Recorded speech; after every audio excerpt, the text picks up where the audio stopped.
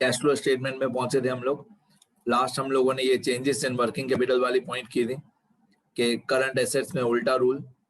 Last हम लोगों ने ये पॉइंट किया था, करंट एसेट्स में उल्टा रूल और करंट लायबिलिटीज में सीधा रूल। ये कैश फ्लो स्टेटमेंट का फॉर्मेट सारा।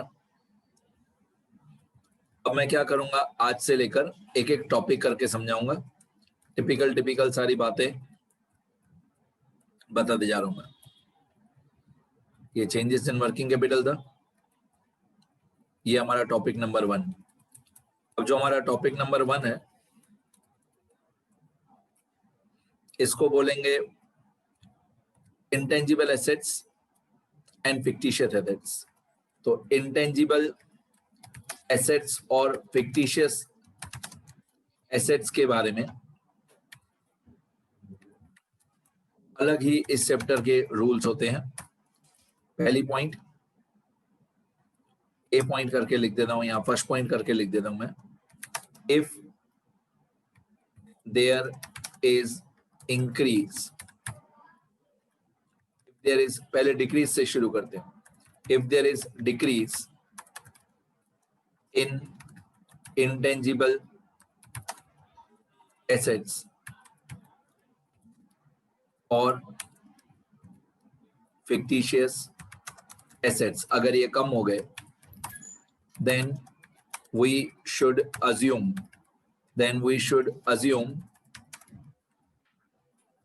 that these are written off। अगर ये कम हो गए हैं तो हम ऐसा अज्यूम करेंगे कि ये राइट ऑफ हुए हैं।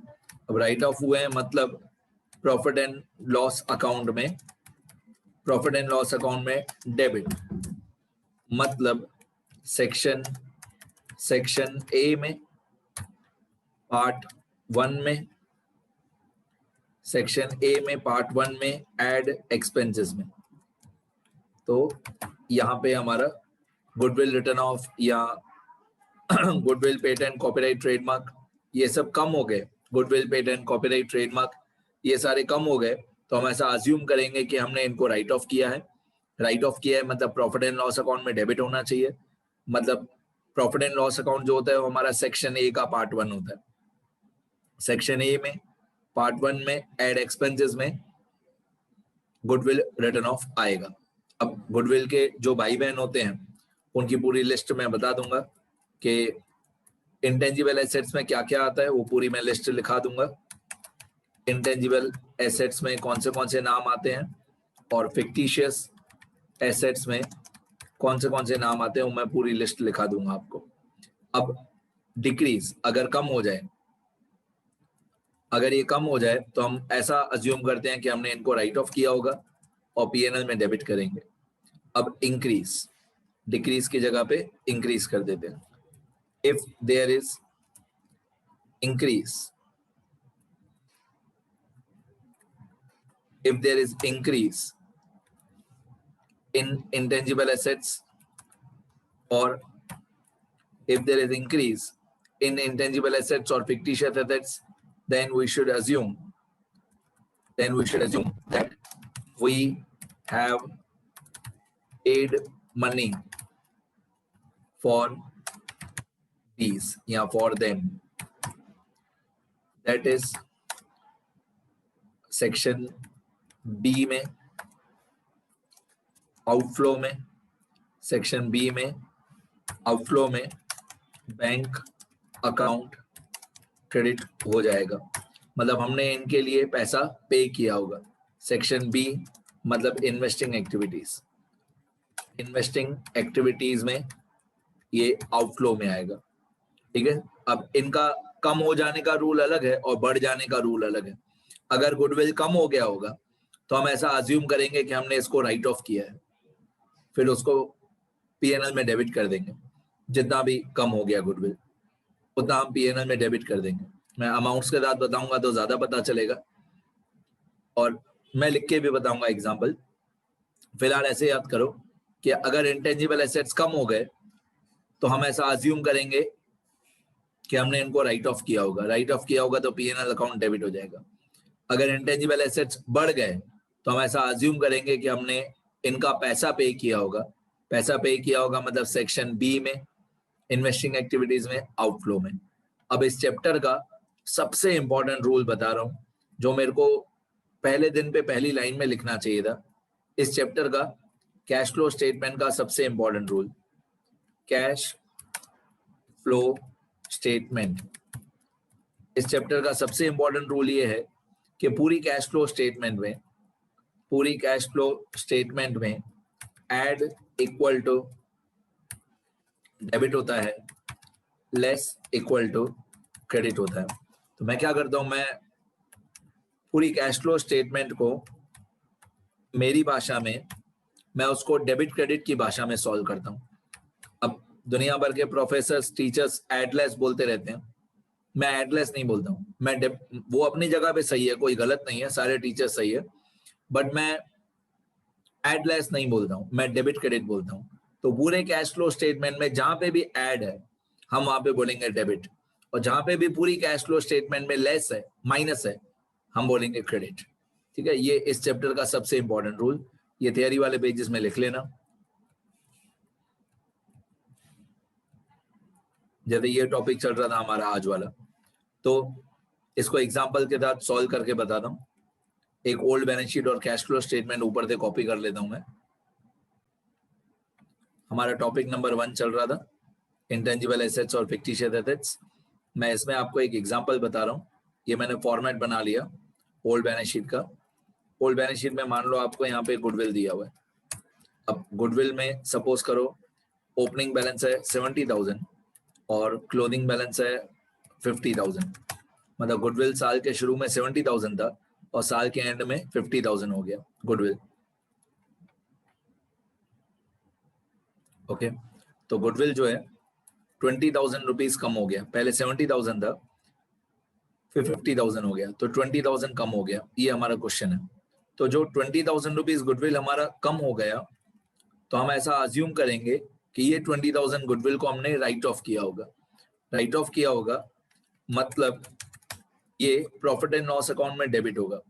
प्रॉफिट एंड लॉस अकाउंट मतलब सेक्शन ए का पार्ट 1। जो सेक्शन ए का पार्ट 1 होता है वो पूरा प्रॉफिट एंड लॉस अकाउंट होता है। मतलब प्रॉफिट एंड लॉस अकाउंट के जो सारे एक्सपेंसेस होते हैं वो यहाँ पे हम लोग ऐड करते हैं। जो भी प्रॉफिट एंड लॉस अकाउंट के एक्सपेंसेस होते हैं वो हम लोग यहाँ पे ऐड करते हैं। ऐड एक्सपेंसेस, जो भी मैं ब्रैकेट में लिख रहा हूँ वो एग्जाम में नहीं लिखना है। तो सेक्शन ए का पार्ट 1 होता है प्रॉफिट एंड लॉस अकाउंट, उसमें सारे एक्सपेंसेस ऐड करते हैं। तो ये गुडविल जितना 20,000 रुपीज राइट ऑफ हो गया वो पीएनएल में हो जाएगा ऐड। ऐड मतलब डेबिट।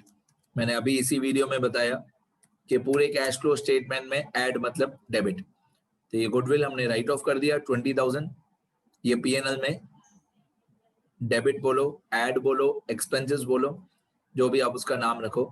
मैं ऐसे बोलता हूँ पीएनएल में डेबिट हो जाएगा। पीएनएल में डेबिट मतलब सेक्शन ए में ऐड एक्सपेंसेस। ओके, अब दूसरा एग्जांपल, ये गुडविल कम हो गया वो। अब दूसरा एग्जांपल हम लोग ले लेते हैं पेटेंट्स।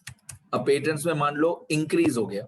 मान लो पहले 25,000 था और बाद में 35,000 हो गया। तो गुड पेटेंट्स में पहले 25,000 था, बाद में 35,000 हो गया, तो 10,000 रुपीज पेटेंट्स बढ़ गया, इंक्रीज हो गया। तो अगर इंक्रीज हो जाए तो रूल अलग है, डिक्रीज हो जाए तो रूल अलग है। तो पेटेंट्स 10,000 रुपए बढ़ गया, तो क्यों बढ़ गया? क्योंकि हमने पेटेंट्स का पैसा पे किया होगा। तो 10,000 पेटेंट्स का पैसा पे किया होगा, तो ये सेक्शन बी में आउटफ्लो में आएगा। कितना पैसा? 10,000। सेक्शन बी में आउटफ्लो में आएगा। ये सेक्शन बी, ये आउटफ्लो मतलब कैश गोज आउट। तो यहाँ पे फर्स्ट पॉइंट करके लिख देंगे paid for patents 10,000। First amount के कॉलम में 10,000 हमने पेटेंट्स का इतना पैसा पे किया होगा। पेटेंट्स अगर बढ़ गया तो हमने पैसा पे किया होगा 10,000। अब आप देख रहे हो, एक बात आप अभी तक नोटिस कर रहे हो कैश फ्लो स्टेटमेंट में, कैश फ्लो स्टेटमेंट में ओपनिंग बैलेंस की अमाउंट भी नहीं आती है, क्लोजिंग बैलेंस की अमाउंट भी नहीं आती है। जो ओपनिंग और क्लोजिंग का डिफरेंस है वो कैश फ्लो स्टेटमेंट में आता है। पेटेंट्स का ओपनिंग बैलेंस था 25,000, क्लोजिंग बैलेंस था 35,000। तो मैंने कैश फ्लो में कैश फ्लो स्टेटमेंट में 25,000 भी नहीं लिखा, 35,000 भी नहीं लिखा, मैंने डिफरेंस लिखा 10,000। तो पेटेंट्स 10,000 हमने पेटेंट्स का पैसा पे किया होगा, इसलिए सेक्शन बी में आउटफ्लो में आएगा। ठीक है, हो गया। अभी मैं आप लोगों को लिस्ट बता देता हूँ कि कौन से इंटेंजिबल एसेट्स होते हैं, कौन से फिक्टिशियस एसेट्स होते हैं, वो मैं यहाँ पे लिख के बता देता हूँ। फिर आप लोग सारा ये टॉपिक आपकी थियरी वाले पेजेस में रूल्स में लिख लेना। इंटेंजिबल एसेट्स और फिक्टिशियस एसेट्स, देखो ये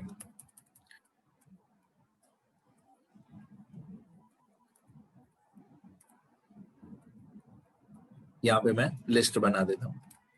ओके, इंटेंजिबल एसेट्स कौन से होते हैं? इंटेंजिबल एसेट्स होते हैं, वो तो सबको मालूम है, goodwill, patents, copyright, trademark, software, कोई भी सॉफ्टवेयर अगर हमारी कंपनी का हो, सॉफ्टवेयर, लाइसेंस अगर कोई भी हमने लाइसेंस खरीदा हो किसी चीज का, तो goodwill, patent, copyright, trademark, software, license की स्पेलिंग चेक कर लेना, शायद मेरी गलत हो। फिक्टिशियस एसेट्स में advertisement, campaign expenses, advertisement campaign expenditure या एडवर्टाइजमेंट सस्पेंस अकाउंट, उसके बाद अंडरराइटिंग कमीशन,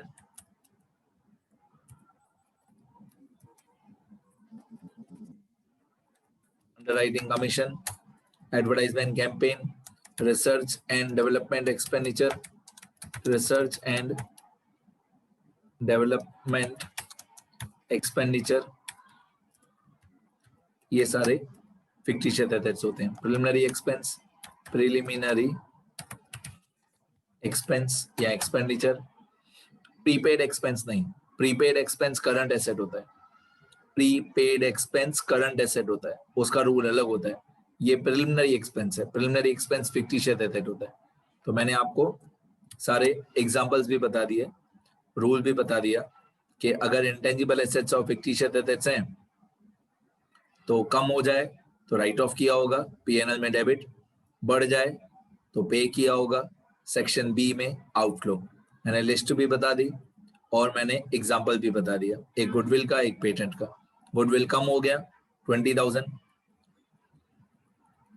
तो पीएनएल में डेबिट किया, पेटेंट 10,000 बढ़ गया, पेटेंट 10,000 बढ़ गया तो पैसा पे किया होगा, मतलब सेक्शन बी में आउटफ्लो। ये पूरा फॉर्मेट है, कैश फ्लो स्टेटमेंट का फॉर्मेट है। ठीक है बेटा, इतना लिख लेना, वीडियो पॉज करके शुरू करो, लिखना शुरू करो बेटा।